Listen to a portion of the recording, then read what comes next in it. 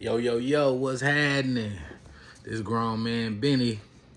Like and subscribe, man. Let's get these subscribers up, man, so I can really talk to y'all. But today I'm finna give you something a little different. You know, first off, I've been sober for 6 years. No weed, no alcohol, no nothing. Just straight clean. But I wasn't always like this, man. You know what I'm saying? I was a straight turn up king. You know what I'm talking about? But I want to talk to y'all about the reason why I got sober and how my journey came to be. So,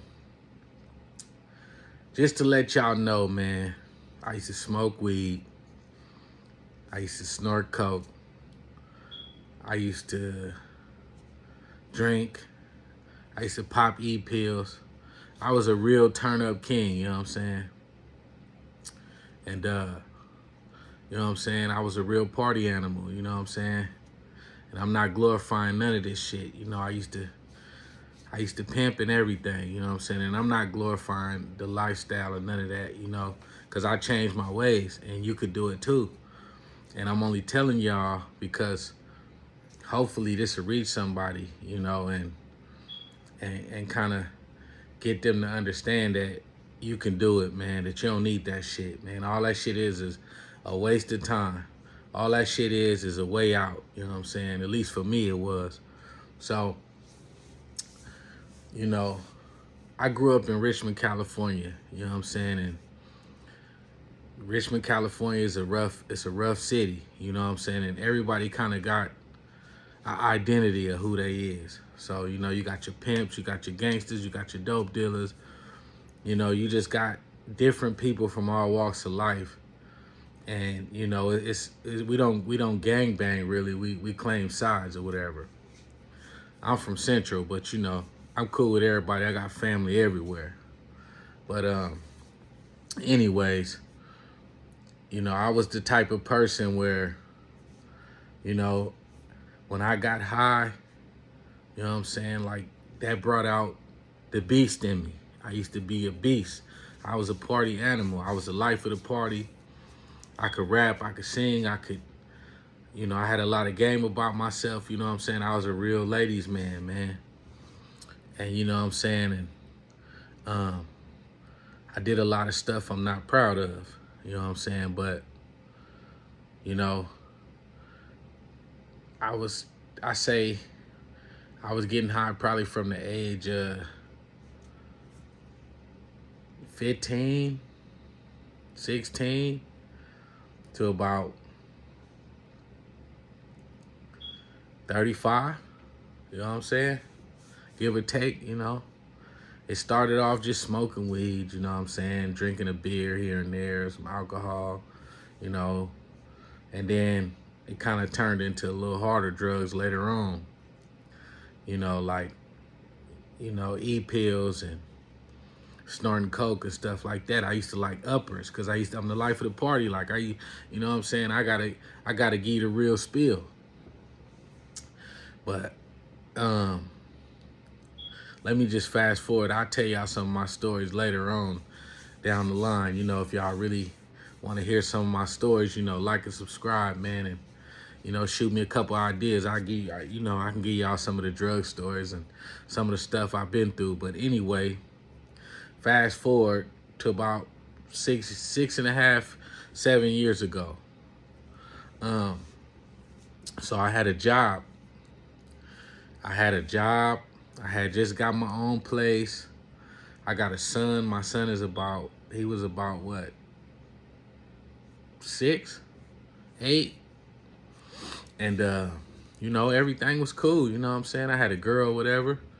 But I used to be the type of person, you know, where I used to get high on the weekends and then come Sunday I'll try to calm down because I had to go to work, you know what I'm saying?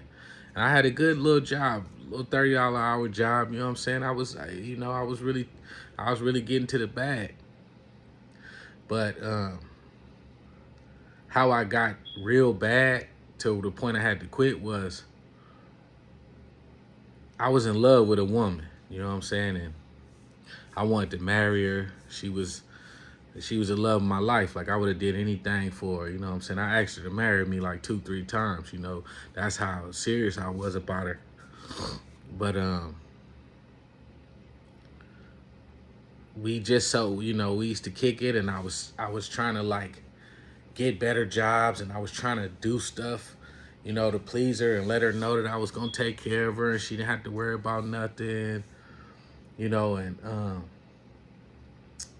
one day, you know, we was at the house, and we got into a little argument. I forget about what it was, but you know, me being from Richmond and my old lifestyle, and I used to be a pimp and all that shit, you know what I'm saying? Like, I wasn't really in tune with how I felt. So even though I was in love with her and stuff like that, I was the type of person, I break up with you and I just act like I ain't tripping. Like, oh man, whatever, you know, like I'll just go get high and whatever. So me and her got into a bad argument, you know what I'm saying, and we broke up. Now, I really was hurting the inside, you know what I'm saying? I'm gonna keep it real with y'all. I was real hurting the inside. But I wasn't finna express that. I was always the type, okay, you know what I'm saying? It's next up. So I used to look at my life and how I used to be and kind of want to go back. Like, so I kind of wanted to go back to the days when I was pimping and all that stuff. And so I started getting high because that was giving me the motivation. So I was like, fuck it. I'm on everything that move. You know what I'm saying? Basically, the drugs was giving me courage. And I was hiding the way I felt about that woman because we broke up, and I really was depressed and sad. But I was hiding that because I was getting high all the time. So I was getting high. I didn't really care. I was sleeping with everybody, with every woman I seen. I didn't give a fuck about no haircut. I didn't give a fuck. Sometimes I wasn't even taking baths or nothing, nigga. I was just getting high. I'll start on a Friday, and it was getting so bad to where I was even calling in work. Like Monday, Tuesday, I was calling in because I was still getting high. It had got so bad to where like I used to smoke like the fake weed. We call it spice. But I was smoking the fake weed, and I had got so bad with it, I was smoking the fake weed while I was at work. So I had a job where if you finish your job, you could kind of kick back, you know what I'm saying? So I was at work, I had finished my job. I was kind of hiding out because I didn't want none of the supervisors to see me. I was already done. I was chilling, waiting to go home. But, you know, I hadn't cut my hair. You know what I'm saying? I probably hadn't took a shower in a couple days. Like, I was kind of like on one. You know what I'm saying? I was depressed. I had a lot of mental illness going on. I was fucked up, but I didn't see this at the time because I was getting high. So one of the employees at my job, they reported me. They say I look suspicious. And I'm like, I look suspicious? What you mean? Like, I work here. I got the shirt on, but they say I look like I was fucked up. Like they thought I was drinking and stuff, but I wasn't drinking. I was smoking the spice or whatever. So I probably looked a little high, a little sleepy. I hadn't cut my hair and kept my appearance up like I normally do. So they reported me. So my job instantly took me to go take a piss test. So I'm thinking, okay, well, I don't smoke real weed. I smoke this fake weed, you know what I'm saying? And, you know, I hadn't did coke or nothing since, you know, like at least 4 or 5 days. So I'm thinking like, shit, I ain't got nothing to worry about. So I go down and take the piss test. Come to find out I got weed in my system. Now, all my friends knew that I smoked the fake weed, the spice. So in my ashtray would be spice doobies. And I would always try to remind people, don't leave no doobies in my car, because when I got broke or when I didn't have no money, because I was an addict, so I was spending all my money, I would sit there and roll my doobies. So some kind of way, I got a dirty piss test. So now My job is telling me you either go to rehab or you lose your job. And then that following weekend, I was already stressed out. I was kicking with a female that I hardly knew, and I took her to have some drinks and stuff, and we was turning up. And she wanted to go home, so I told her like in the middle, like, okay, let me chill for a minute and sober up. She tell me, no, I gotta go right now, so I'm on my way to go take her home. Then she talked about she was hungry. I already didn't want to go nowhere. Now she hungry, so now I find myself trying to go by McDonald's. I get pulled over by the police, and this is in the same week where I'm already off from work, waiting on my results for the test. So I'm already off of work, and now the police done pulled me over. I got a DUI. So this was one of the roughest times of my life. My son had only been to my new apartment probably once or twice, and I didn't have no money. I'm finna lose my job. I gotta go to rehab, and now I got a DUI. I spent the next 2-3 days in jail. So I just felt like life was over, and when all the smoke cleared and everything happened to me, I figured out that I was depressed. And honestly, the way I was going, I might have been trying to kill myself. I didn't realize it at the time, but with just, if I would have kept going at the rate I was going, I probably would have overdosed, because I was snorting coke all night. I was taking the E-pills with the coke, and I pretty much was smoking the spice and whatever I can get my hands on. Like, I was just fucked up, and I didn't care about myself. I stopped taking baths. I stopped doing the shit that made me me. So I gets out of jail. Now I gotta go sign up for rehab. So I don't have no job no more. I gotta go to rehab. I'm not finna get no paycheck no time soon. So now I gotta give up my apartment. So I'm feeling like life is over. I gotta give up my apartment. I lost my license for a minute. I didn't know what to do. So I had a nervous breakdown. And I prayed to God. I yelled to the top of my lungs, Lord, help me. Lord, help me. Lord, help me. I don't want to live no more. If you could just take this away from me, if you could just get me through this situation, I'd never touch another drug again. So I went to sleep. I don't know if I was asleep or if I was in a daze. I don't know what went on, but I had a vision. I seen myself if I would have kept going, I seen myself being like homeless under a bridge, like a real drug addict, like a real dope fiend, like almost like a crackhead. And it scared me to death. I had lost weight.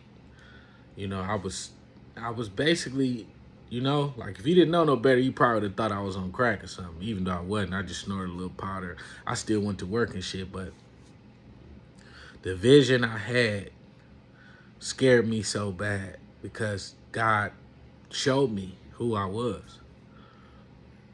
And I even had a friend that was going around telling people that I was on drugs. And I had got mad at him. I was mad at the guy that said I looked suspicious at work. I was mad at the world.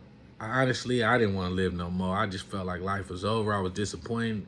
I was disappointed in me as a father. And then I was still depressed. I had lost everything. I was finna lose everything. So, fast forward, I checked they made me go to rehab. So I went to rehab, and I told them, because I didn't want to be at rehab for something that I wasn't on. So I told them that I smoked the spice, the fake weed or whatever. They didn't have no test for that at the time. So they ended up getting tests for that and kind of working with me. They put me on some sleeping pills because I couldn't sleep. I I had made a promise to God, man, that if he took me away from that situation and made things better in my life, that I would never touch another drug again. And I was at the rehab place and we was having class, you know, and at first I kind of was still like, oh, well, I'm gonna still drink and stuff like that.